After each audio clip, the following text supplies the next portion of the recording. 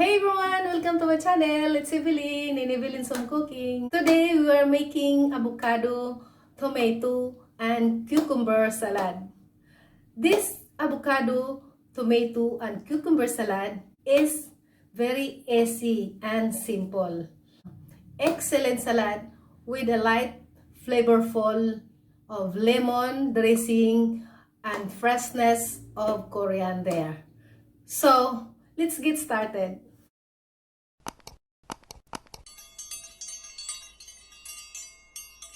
Okay, now, first, we start for the tomato. 5 pieces of a medium tomato. And then slice it.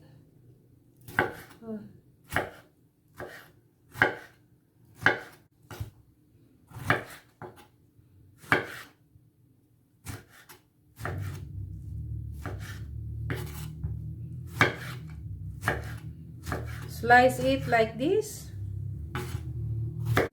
Now, and then transfer it into our bowl. And next are 2 pieces of cucumber.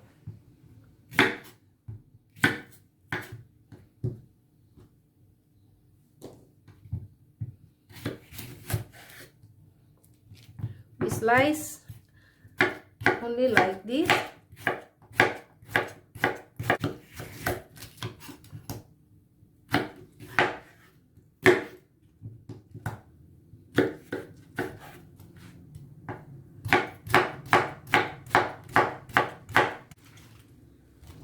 And transfer it into our bowl. And next is 1 piece of red onions. And slice it into a very thin.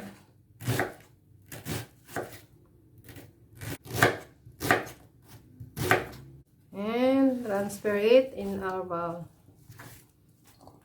And we need 2 avocados.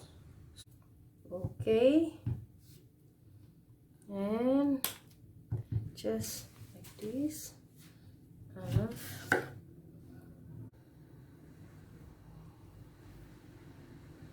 Okay.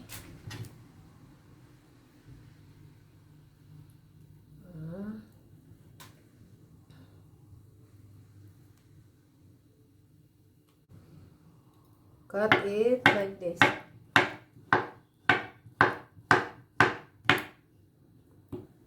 And add it into our bowl.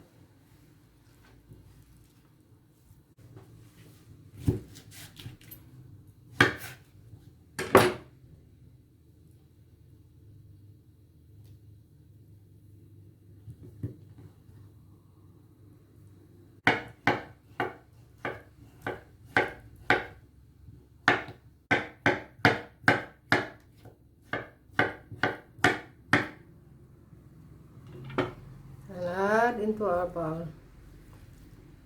And half bunch of coriander.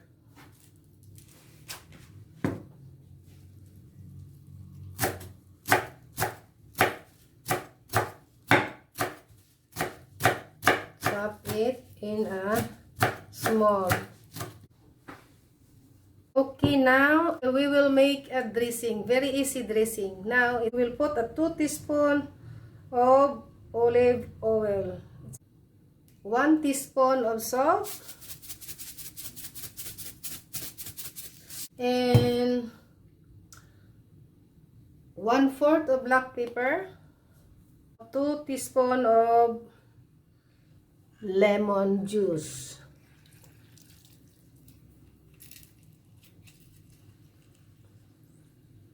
It's very easy. And then now mix it to combine. It's very easy salad and simple, very healthy salad. I'm so excited. It's very creamy because of the avocado. and juicy. See now, I'm so excited to test. Wow, it's so creamy because of the avocado. And fragrance because of the coriander. Wow.